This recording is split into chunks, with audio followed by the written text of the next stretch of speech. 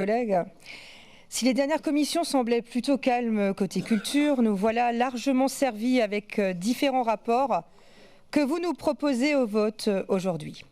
Je m'arrêterai tout d'abord sur le rapport 24 CP 364, où vous mêlez une action en faveur de l'accès aux livres et à la culture que nous ne pouvons que saluer au wokisme le plus flagrant, alors que vient s'ajouter à ce rapport un soutien aux journées du matrimoine. Là où vous voyez une avancée, nous voyons un recul, avec une dévalorisation des auteurs féminins, dont les œuvres seraient mises en valeur de manière séparée des autres œuvres lors de votre fameux week-end du matrimoine. Nous souhaitons que soit inscrit au procès-verbal votre volonté d'essentialiser les auteurs selon leur sexe, ce que nous ne cautionnons pas, car nous tenons à ce que les femmes soient mises en valeur sans être instrumentalisées pour légitimer la bien-pensance wokiste. Nous nous étonnons également, toujours concernant la filière livre, du rapport 24 CP 224 concernant l'accompagnement à la transition écologique. Avez-vous une vision globale sur la France entière? Comment travaillent les autres régions sur le sujet? Vous nous proposez une présentation à la mi-avril, mais peut-être eût-il été intéressant que vous vous rapprocherez de la région Aura, qui a déjà mis cette transition en œuvre, et donc de M. Wauquiez. Aussi, ce rapport, nous nous abstiendrons, n'ayant aucune information concrète. Dernier rapport sur le livre et non des moindres, le rapport 24 CP 223, dans lequel vous nous proposez une convention de partenariat rédigée en écriture inclusive. L'écriture inclusive n'a pas sa place dans notre vie administrative, tout comme elle n'a pas sa place dans nos écoles.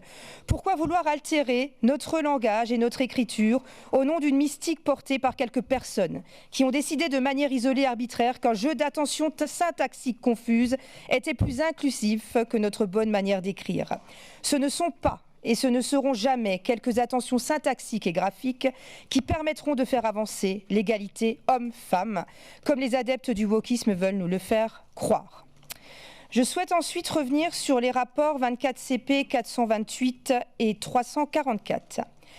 Pour le 24 CP 428, nous voterons de manière séparée. Nous souhaitons nous abstenir, excepté pour l'association Les Jardins de Michel, pour laquelle nous voterons contre le soutien proposé suite à la participation de Médine au festival porté par cette même association.